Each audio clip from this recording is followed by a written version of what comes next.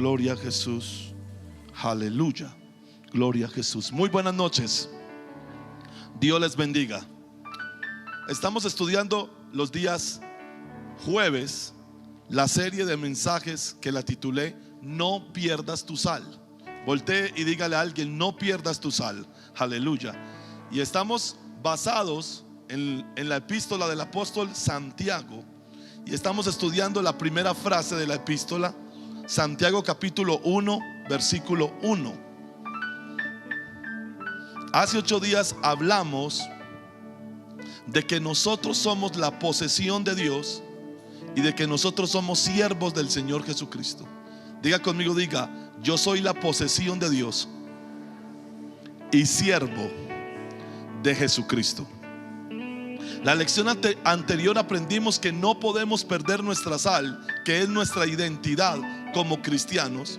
Y para ello el primer paso es entender que somos la posesión de Dios y los siervos de nuestro Señor Jesucristo. Pastor, ¿por qué yo soy la posesión de Dios? Porque Jesucristo, al morir en la cruz y derramar su sangre en sacrificio por sus pecados y los míos, nos compró, nos hizo reyes y sacerdotes para Dios nuestro Padre. Entonces, por eso usted y yo somos la posesión de Dios.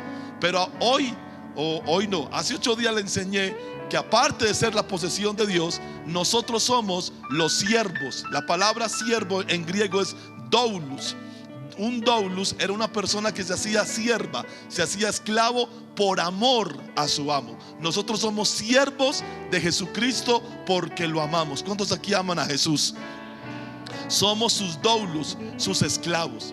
Esta noche deseo que consideremos la expresión de esa frase, el Señor Jesucristo. Por eso el tema de esta noche se titula ¿a quién servimos? Recuerde, somos la posesión de Dios, pero somos los siervos de Jesús. Y en esta noche yo quiero manifestarle o mostrarle por la escritura a quién usted le sirve. Y dentro de 8 días le voy a hablar de cómo se le sirve a Jesús. Esta noche que deseo que consideremos la expresión el Señor Jesucristo en esta primera frase de la epístola de Santiago. Santiago, dice el verso, Santiago de Dios y del Señor Jesucristo, siervo. Las dos palabras Señor y Cristo llegaron a expresar en combinación la manera en que la iglesia primitiva confesaba su fe. Nosotros no solamente creemos en Jesús el Salvador, nosotros creemos en Jesús el Señor. Aleluya. Diga conmigo, diga: Él no solamente es Salvador, diga: Él es el Señor. Por eso las dos palabras Señor y Cristo llegaron a expresar en combinación la manera en que la iglesia primitiva y la iglesia a través de los siglos ha confesado su fe. Estas dos palabras, Señor y Cristo, más que ningunas otras, servían para reunir en una simple frase lo que Jesús había venido a significar en la vida de los creyentes. Y yo quiero esta noche empezar afirmando que todo verdadero creyente, toda persona que ha experimentado la salvación, que no es otra cosa que la obra sobrenatural de Dios en su vida, toda persona que realmente ha nacido de nuevo, no solamente ve a Jesús como su Salvador, sino que tiene una relación como su Señor. Jesucristo se convirtió en el centro de la vida de esa persona. Diga conmigo, diga: el centro de mi vida no es la iglesia. Diga conmigo, diga: no es la iglesia. El gran problema que tenemos es que pensamos que el culto es el centro de la vida. Pensamos que el templo es el centro de la vida. Por eso usted vio que cuando cerraron los templos hace 6 meses atrás, mucha gente de la iglesia se descarrió. Y yo, hablando con mi padre espiritual, hablando con él me dijo algo que es verdad. Me dijo: esta pandemia no fue tan mala después de todo. Y yo le dije: papá, ¿por qué? Porque esta pandemia manifestó que mucha gente lo único que tenía era la iglesia como un lugar para escamparse. ¿Y qué pasa si cierran el templo definitivamente? Entonces usted se va a descarriar. Ay, yo ya no soy cristiano porque ya no voy a un templo. No, usted nunca fue cristiano aunque iba al templo. Porque los cristianos no somos simplemente seguidores de Jesús. No, los cristianos somos siervos de Jesús, aleluya.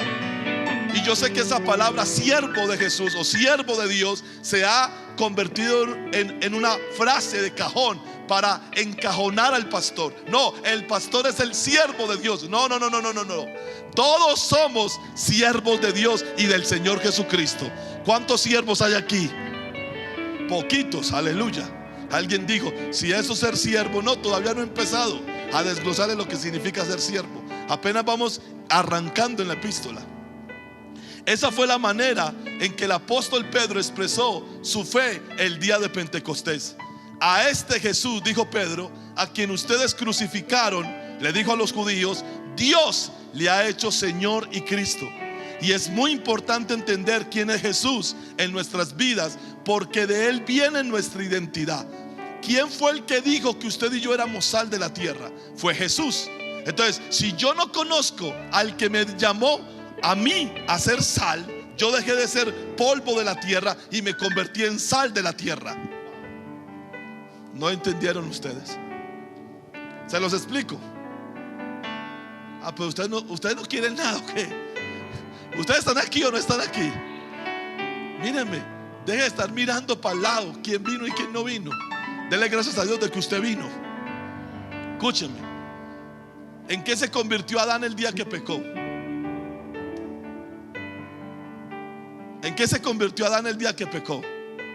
Usted no ha leído la Biblia. La Biblia es un libro negro con 66 sublibros. Empieza en Génesis y termina en Apocalipsis. ¿En qué se convirtió Adán el día que pecó? Pero dígalo duro. ¿En qué? En polvo. O sea que es un hombre pecador. Pero Jesús llamó a sus seguidores ¿cómo? O sea que cuando una persona experimenta el nuevo nacimiento, pasa de ser y se convierte en ¿qué? Pero para usted poder convertirse en lo que Jesús lo llamó a hacer, usted tiene que tener un encuentro con Jesús. Y usted tiene que saber quién es Jesús. Y de eso es lo que yo le voy a hablar esta noche. En primer lugar, consideremos el término que el apóstol Santiago usó. Él lo llamó Señor Jesucristo. La palabra Señor en griego es Kyrios, y fue la palabra que el apóstol usó en esta epístola. Este término se usa en la versión griega del Antiguo Testamento, la Septuaginta, para reemplazar a Adón o Adonai, que literalmente significaba Señor o mi Señor. Cuando la tradujeron la Biblia del Antiguo Testamento, los 39 libros del Antiguo Testamento, los tradujeron en Alejandría al griego, cambiaron la palabra Adón o Adonai por la palabra Kyrios. ¿Y qué significa eso? Que Kyrios, que se usaba en el griego clásico para simplemente un acto de elegancia, cobró en la Biblia una trascendencia importantísima. Es muy importante porque los hebreos reemplazaron el nombre de Dios por Adonai o Adón, porque consideraban su nombre muy santo para ser pronunciado por labios humanos. Así que Kyrios es el equivalente griego de Adonai. Por lo tanto, cuando se lo aplicamos a nuestro Señor Jesucristo, queremos decir tres cosas. Diga conmigo, diga tres cosas. Cuando la Biblia llama a Jesús Kyrios, está significando tres cosas sobre Jesús. Y la primera es esta: que Él tiene la misma naturaleza, la misma dignidad y la misma posición de Dios. Vamos a Filipenses capítulo 2 versículo 5. Déjeme que yo abra mi Biblia. Filipenses capítulo 2 versículo 5. Aleluya. Tengan la misma actitud que tuvo Cristo Jesús. Aunque era Dios, no consideró que el ser igual a Dios fuera algo a lo cual aferrarse. En cambio, renunció a sus privilegios divinos y adoptó la humilde posición de un esclavo, y nació como un ser humano. Cuando apareció en forma de hombre, se humilló a sí mismo en obediencia a Dios y murió en una cruz como morían los criminales. Por lo tanto, Dios lo elevó al lugar de máximo honor y le dio el nombre que está por encima de todos los demás nombres, para que ante el nombre de Jesús se doble toda rodilla en el cielo, en la tierra y debajo de la tierra, y toda lengua declare que Jesucristo es el Señor. ¿Qué es lo que hay que declarar? Cuando nosotros decimos Jesucristo es el Señor, lo que estamos reconociendo es que Él es de la misma dignidad, de la misma naturaleza y de la misma posición que Jehová Dios Padre, o que Yahvé Dios Padre. En otras palabras, reconocer a Jesús como el Señor de tu vida es reconocerlo como el Dios de tu vida. Jesús no es tu amigo, Jesús es tu Dios. Yo vuelvo a repetir eso: Jesús no es tu amigo, Jesús es tu Dios. Por eso, mírame, por eso yo le voy a dar un consejo. Jamás se le ocurra a usted hacer chistes de Jesús. No es que Chuchito, Él no es Chuchito. Chuchito está por allá sentado atrás. Es un hijo espiritual mío y de esta casa. Pero Jesús, el Señor, es Dios. Los ángeles lo adoran. La iglesia se postra. ¿Y cómo usted se le ocurre tratarlo de cualquier manera? Yo siempre he creído que los ángeles tienen pena ajena con nosotros, por la familiaridad y por la forma como nosotros llegamos a tratar a Jesús. La segunda realidad que se da o que se manifiesta cuando lo llamamos Señor es que entonces Él es el soberano sobre nuestras vidas. Primero, llamarlo Señor es reconocer su naturaleza, dignidad y posición de Dios. Segundo, es reconocer que Él es el soberano sobre nuestras vidas. Y esto la iglesia del Señor lo tiene que volver a recapturar. Jesús no está para hacer sugerencias en tu vida, Jesús está para gobernar tu vida. Y yo voy a decirte algo esta noche muy claro, y espero que tú lo agarres, espero que tú lo hagas tuyo, como te enseñé el martes. Por favor, no tomes decisiones que te lleven a abandonar a Jesús, porque cuando tú desobedeces y cuando tú violentas la soberanía del Señor Jesucristo en tu vida por el Espíritu Santo, tú te estás exponiendo a una tragedia, tú te estás exponiendo a tu propia destrucción. Va lo que dice Romanos capítulo 14 versículos 7 al 9. Pues no vivimos para nosotros, no vivimos para nosotros mismos, ni tampoco morimos para nosotros mismos. He escuchado a un apóstol centroamericano que yo lo considero un hombre serio de la palabra, pero me preocupó lo que le oí decir esta mañana en un extracto de una predicación. Yo tengo que buscar la predicación completa, pero en el extracto de la predicación este hombre afirmaba que si usted como creyente se quitaba la vida, muy posiblemente no se iba a perder, pero iba a pasar un tiempo en el infierno. Y cuando yo escuché eso, sinceramente les digo, a mí se me estremeció el alma. Yo dije, qué brutalidad. Cuando nosotros venimos a Jesús, escúchame lo que le voy a decir. Cuando el Padre nos concede a nosotros a Jesús, Jesús se convierte en el soberano de nuestras vidas. Y esto lo entendió el apóstol Pablo, porque él dijo, no vivimos para nosotros mismos. En otras palabras, la vida de Gabriel ya no le pertenece a Gabriel. La vida de Gabriel, el cuerpo de Gabriel, la salud de Gabriel, ahora le pertenece a otro que se llama Jesús. Jesús es el dueño de mi alma, Jesús es el dueño de mi espíritu, Jesús es el dueño de mi cuerpo. Entonces yo no puedo violentar la soberanía de Jesús por una depresión y colgarme de un palo y decir, yo soy libre de hacer con mi vida lo que yo quiero, porque eso es irrespetar la soberanía de Dios. Yo le voy a decir a usted esta noche algo. Toda persona, aunque sea evangélica, que se quita la vida, para mí, según estas escrituras que estoy usando, van al infierno. Pues no vivimos para nosotros mismos, y no solamente no vivimos para nosotros mismos, ni morimos para nosotros mismos. En otras palabras, yo no puedo determinar el día de mi muerte. ¿Por qué? Porque soy posesión de Dios y porque soy siervo de Jesús. Si vivimos, es para honrar al Señor. ¿Para qué vive usted? Pastor, puedo tener novio del mundo. Usted puede hacer lo que quiera, pero aquí dice que usted debe vivir para honrar al Señor. Le hago una pregunta: ¿su novia mundana le honra al Señor?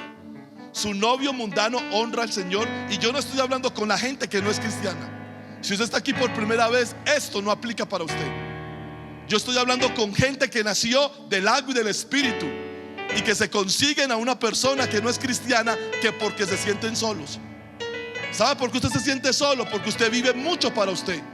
A usted le importa mucho ser feliz. A usted le importa mucho que todo le salga como usted lo planeó.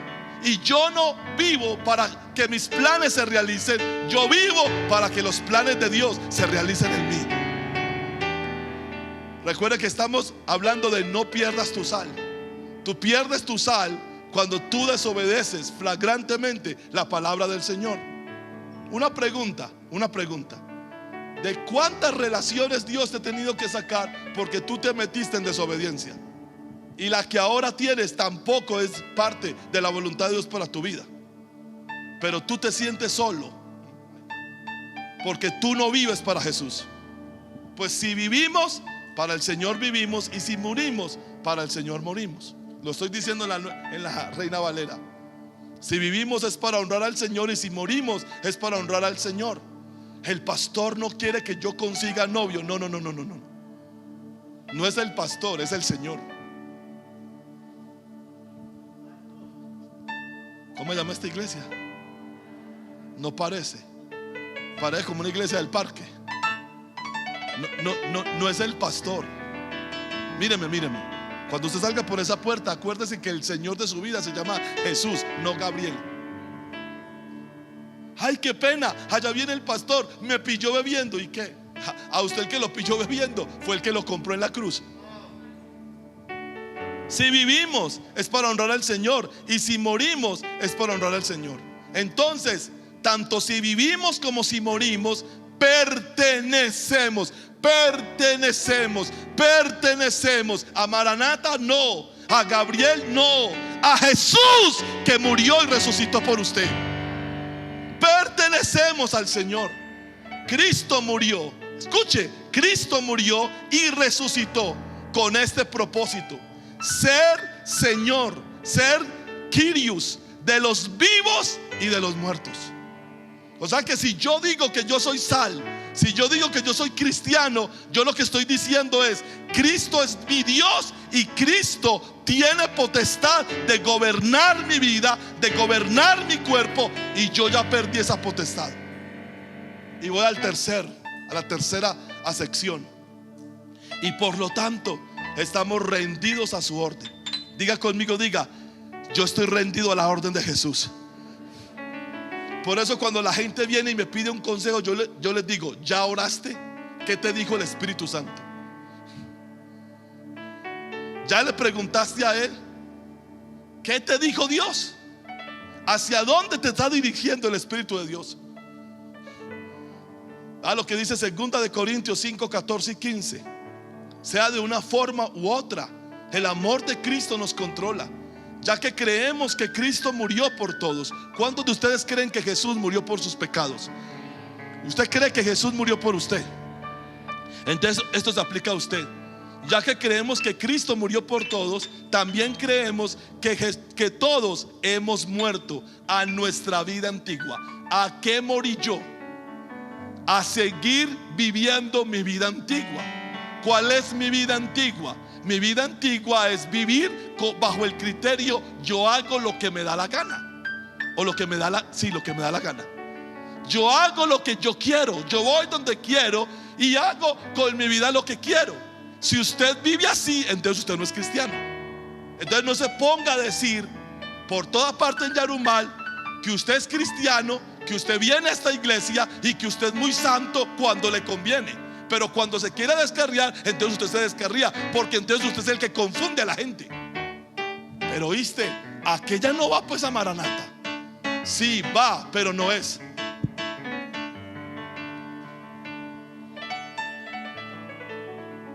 Yo no soy su policía.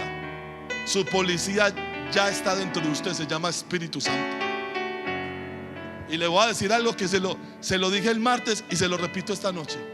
El Espíritu Santo es el administrador de los bienes divinos para su vida. Si usted no le hace caso al Espíritu Santo, si usted hace lo que quiere, cuando quiere y como quiere, y usted es una cabrita que no se deja gobernar por el Espíritu Santo, escuche lo que le va a decir. El Espíritu Santo tiene la potestad de cerrar todos los canales de bendición en su vida. Hay cristianos, míreme, hay cristianos diciéndole a Satanás: suéltame las finanzas.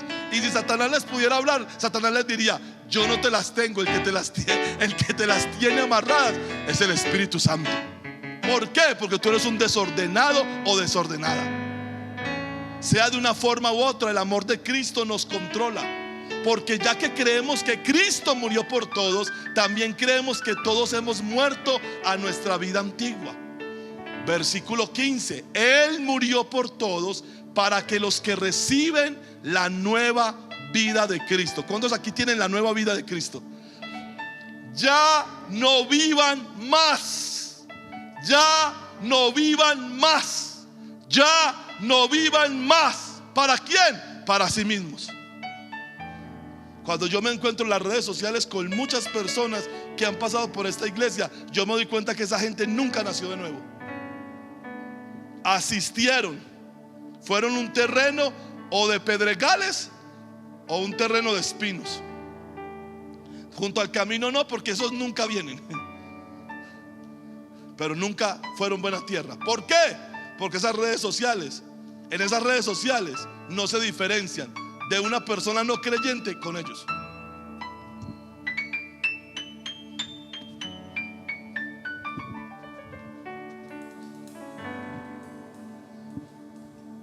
Vea qué es lo que usted quiere mostrar y a quién se lo quiere mostrar. ¿Usted es que está de venta o qué? ¿Usted está vendiendo? Porque eso parece una exhibición de carne. Ni siquiera en las carnicerías se exhibe la carne como se exhibe en el Facebook. Ay, ay, ay, ay, ay. Más bien, dice la palabra, vivirán para Cristo. ¿Para quién vive usted? O sea, que no me pregunte a mí: pastor, ¿es pecado forrarme el cuerpo? Yo no le tengo que contestar eso. ¿Para quién vive usted? Pregúntele a Jesús: Señor, ¿tú estás de acuerdo con que yo salga como un chorizo de mi casa?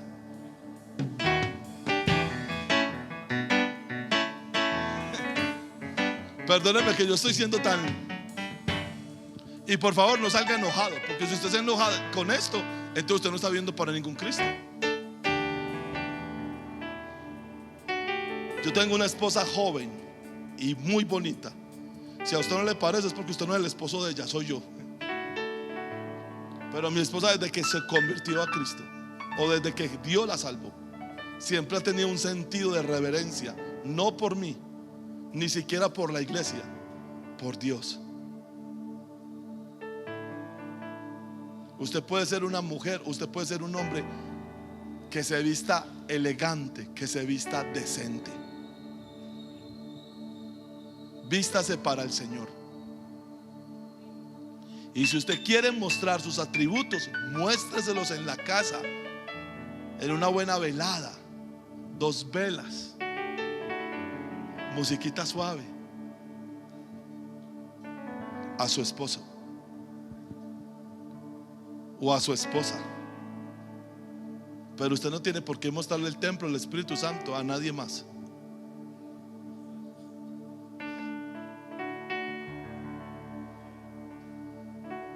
Regresamos al templo. Estamos en la casa de Dios. ¿Para quién vive usted? Entonces, si usted vive para Cristo, ¿por qué a usted le importa tanto que hablen mal de usted? ¿Sabe por qué yo no le doy crédito a lo que Yarumal dice de mí? Ni bueno ni malo. Porque como yo vivo para Cristo. Míreme, lo que la gente fuera de este templo dice de mí, algunos buenos y otros malos, realmente a mí no me interesa. Porque como yo vivo para Cristo, el que aprueba mi vida es Cristo. ¿Quién la aprueba? Ni usted, ni ellos, ni nadie más. Yo no estoy de acuerdo. Es que usted no tiene que estar de acuerdo. el que tiene que aprobar se llama Jesús. Más bien vivirán para Cristo, quien murió y resucitó por ellos. Cuando el apóstol Pablo nos dice en Romanos 10:9 que si confesares con tu boca que Jesús es el Señor, no cabe duda de que lo que quiso decir fue que si confesares con tu boca que Jesús es Jehová. Así, en primer lugar, nuestra identidad como la sal de la tierra debe provenir de nuestra rendición a la divinidad y soberanía de nuestro Señor Jesucristo. Y lo voy a decir abiertamente: tú nunca serás la sal de la tierra hasta que tú no reconozcas a Jesucristo como el Señor soberano y Dios de tu vida. Tú te puedes vestir como un evangélico, tú te puedes fingir como un evangélico, pero tú nunca vivirás para Jesús hasta que Él no sea el centro del centro del centro de tu vida. Y tú no necesitas al pastor metido en tu casa, tú lo que necesitas es al Espíritu de Dios metido en tu corazón. Si usted lo cree, denle un aplauso al Señor, aleluya. Pastor, si uno asiste a la iglesia, ¿qué puede hacer? De todo. Porque lo que usted hace determina quién lo gobierna a usted. Vamos a la segunda palabra. En segundo lugar, consideremos el término Jesús. El segundo nombre que el autor de la epístola utiliza es Jesús. Y Jesús es la versión griega del nombre hebreo Yeshua o Josué. Hasta donde se sabe, este es el nombre más antiguo que contiene la raíz del sustantivo divino Yahvé o Jehová, y literalmente significa Yahvé es salvación. El nombre más correcto para Dios en el Antiguo Testamento no es Jehová, es Yahvé o Yahweh. Y Josué o Jesús significa Jehová o Yahvé es salvación. Fue por mandato divino que el nombre de Jesús le fue dado a nuestro Señor. En Mateo 1:21, el ángel le dice a José en sueños: llamará su nombre Jesús. Y en Lucas 1:31, Gabriel, el ángel, le dice a María: y le pondrán por nombre Jesús. Según la orden celestial, ese nombre le fue dado porque Él salvará a su pueblo de sus pecados. De modo que el nombre Jesús se asocia directamente con su misión salvadora. Ese nombre encarna todo el mensaje del evangelio tocante al histórico nombre de Nazaret. Así, en segundo lugar, nuestra identidad con nuestro Señor Jesucristo como el Salvador de los pecadores es doble. Por un lado, somos sal, habiendo sido salvos por su gracia. Diga conmigo, diga: en Adán soy polvo, en Jesús soy sal. Yo no quiero jamás regresar a ser polvo. Yo quiero mantenerme para siempre siendo sal. En Jesús soy sal, en Adán soy polvo. Esa es la primera identidad con el nombre de Jesús. Y por el otro lado, somos sal al anunciarles a los demás esta salvación tan grande que nuestro Señor Jesucristo les otorga cuando se arrepienten de sus pecados y confían en Él y se rinden a Él. Yo quiero decirle algo que me impactó mucho en estos días que he estado encerrado con el Señor. El Espíritu Santo, por medio de un hombre de Dios, me enseñó una cosa poderosa. Me dijo: aunque la salvación es gratuita, la salvación es condicional. ¿A qué está condicionada? Al arrepentimiento de la persona y a la fe y rendición de la persona a la persona de Jesús. Dios no va a hacer que alguien nazca de nuevo si no se arrepiente de sus pecados y confía en Jesús de todo corazón. Y yo sé las buenas intenciones que algunas personas en la iglesia tienen de hacer el evangelio más favorable para los hombres o más atractivo para las personas. Pero yo quiero decirle algo: el evangelio nunca será atractivo para alguien a menos que el Espíritu de Dios lo haga nacer de nuevo. Porque lo que he predicado esta noche no es para nada atractivo. Imagínense, los tiene triste a ustedes. Imagínense donde esto lo escucha un mundano. Y en tercer y último lugar, para concluir esta noche, el último nombre que aparece en esa frase, el Señor Jesús, es la palabra Cristo, que equivale al hebreo Mesías y literalmente significa ungido. nuestro Señor como el ungido de Dios es la elección de Dios para salvarnos. Ya he predicado de esto en otras ocasiones y quiero repetirlo. Jesús nunca ha sido la elección del hombre. Jesús es la elección de Dios. Fue Dios el que lo eligió a él para salvarlo a usted y para salvarme a mí. Nuestro Señor como el ungido de Dios es la elección de Dios para salvarnos. En 3 oportunidades el apóstol Pedro lo expresó a todos los judíos en general. En Hechos 2:36 dice: por lo tanto, que todos en Israel sepan sin lugar a dudas que a este Jesús, a quien ustedes crucificaron. Noten que Pedro le recalca: ustedes lo crucificaron. Ustedes prefirieron a Barrabás que a Jesús, a quien ustedes crucificaron. Sin embargo, Dios lo ha hecho tanto Señor, el Dios soberano, como Mesías, como el ungido. También en su discurso en Hechos capítulo 4, del versículo 11 al 12, a los líderes del Sanedrín le dice: pues es Jesús a quien se refieren las escrituras cuando dicen: la piedra que ustedes los constructores rechazaron, ahora se ha convertido en la piedra principal. Noten 2 cosas: el pueblo lo rechazó y eligió a Barrabás, y los líderes religiosos lo rechazaron como una piedra reprobada. Pero sin embargo Dios lo eligió para salvador de la humanidad. Una de las cosas que más odia el mundo de nosotros los cristianos es nuestra verticalidad y, según ellos, la mente tan obtusa que tenemos.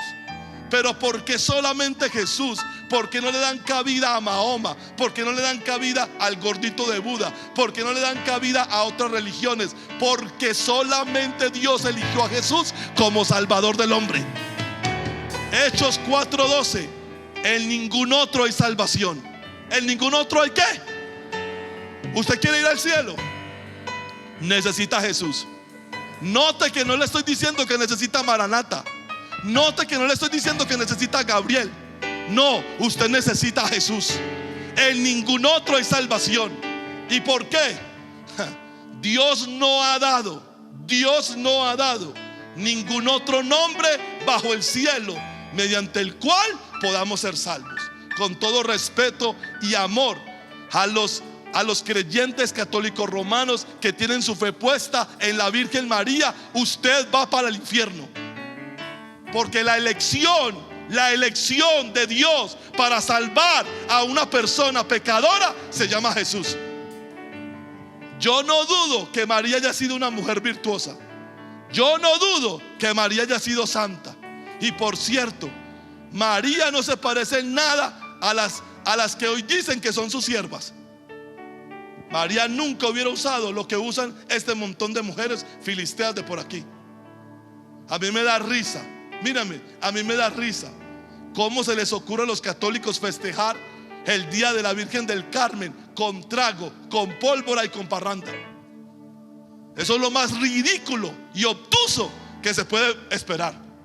Hace muchos años, predicando en un grupo, había una señora que ya me tenía cansado. María por aquí, María por allá. Y yo volteé y le dije: señora, le digo algo con amor y respeto. Qué joven. En esa época era un poquito más joven. Le dije: va, señora, usted realmente no cree en María. ¿Cómo se le ocurre a usted decirme eso? Se lo digo por 3 razones. Número 1, María nunca le fue infiel a José. Se lo digo, razón número 2, María nunca se hubiera puesto ese escote que usted tiene. Y se lo digo, número 3, María jamás hubiera malcriado a los hijos como usted lo malcrió a los suyos. Se habla mucho. María es mi madre. María no es madre tuya. Son mentiras. Tú no eres hijo de ella. Tú eres hijo de ella cuando te conviene. Mírame, pero es que no me puedo bajar. Mírame, católico. Mírame. Tú te dices hijo de María cuando necesitas un favor, pero tú no eres hijo de María para obedecerle. ¿Sabes cuáles fueron las últimas palabras de María en la Biblia? Haced todo lo que Jesús os diga. Finalmente, en su primera carta, el apóstol Pedro dice: ahora ustedes, primera de Pedro 2:4, ahora ustedes se acercan a Cristo, quien es la piedra viva principal del templo de Dios. La gente lo rechazó. 3 veces digo que lo rechazaron. A los judíos, a los líderes espirituales de Judea y ahora a los creyentes. La gente lo rechazó, pero Dios lo eligió para darle gran honra. Diga conmigo, diga: Jesús no es mi elección. Diga: Jesús es la elección del Padre. Por eso, si usted se atreve a ir a Dios por otro medio que no sea Jesús, Dios no lo reconoce, Dios no lo recibe. Usted solamente se va a encontrar con la ira de Dios. Así, en tercer lugar, ser sal de la tierra es hacer parte del ungido Salvador, como testigos de su muerte, resurrección y vida. Esto fue lo que pasó con el apóstol Pedro en casa de Cornelio, cuando dio testimonio de nuestro Señor Jesucristo. Concluyo mi mensaje de hoy. Yo estoy orando para que esto de la pandemia se termine, porque uno predicar media hora no más, eso es inaudito. Concluimos que cuando entendemos de quién somos y a quién servimos, podremos llegar a ser la sal de la tierra, porque nuestro Señor Jesucristo es nuestro gran Dios soberano y Salvador, quien nos ha hecho para este mundo sus testigos eficaces para compartir esta salvación tan grande. Maranata.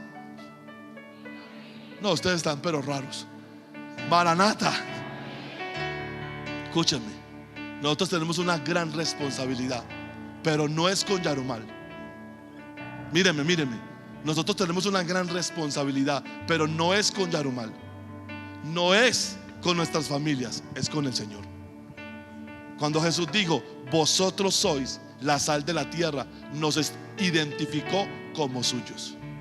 Si yo soy sal de la tierra, yo tengo que vivir a la altura de lo que Jesús espera que yo viva. Incline su rostro, vamos a orar. Padre que estás en los cielos, te damos gracias en esta noche. Te bendecimos y te adoramos y glorificamos tu santo nombre. En esta noche, Señor, yo pido, Señor, que este mensaje, ¿a quién servimos? Servimos a aquel que es Dios sobre todas las cosas, a aquel que es Dios sobre nuestras propias vidas. ¿A quién servimos? Servimos a aquel que se hizo hombre y murió por nuestros pecados para libertarnos de toda maldad. ¿A quién servimos? Servimos a aquel que fue elegido por el Padre. Aleluya. No por nosotros, sino por el Padre. Aquel que fue ungido desde la eternidad para ser nuestro glorioso Señor y Salvador. A Él le servimos y de Él devengamos nuestra identidad. No somos azúcar, ni tampoco somos polvo de la tierra. Nosotros ahora somos sal de la tierra, Señor. Y nosotros pedimos en esta noche, Padre, permítenos y ayúdanos a vivir a la altura de nuestro llamamiento. Que esta iglesia en Yarumal, que esta iglesia en Santa Rosa, que esta iglesia en Pontezuela, que esta iglesia en el Bajo Cauca, que esta iglesia donde quiera que vaya sea sal de la tierra, Señor. Que nosotros podamos dar testimonio de la resurrección de nuestro Señor Jesucristo, dar testimonio de esta salvación tan grande, Señor, a través de una vida rendida por completo al señorío de Cristo. En el nombre de Jesús, amén y amén. Y si usted lo cree, denle un aplauso al Señor. Aleluya, gloria a Dios.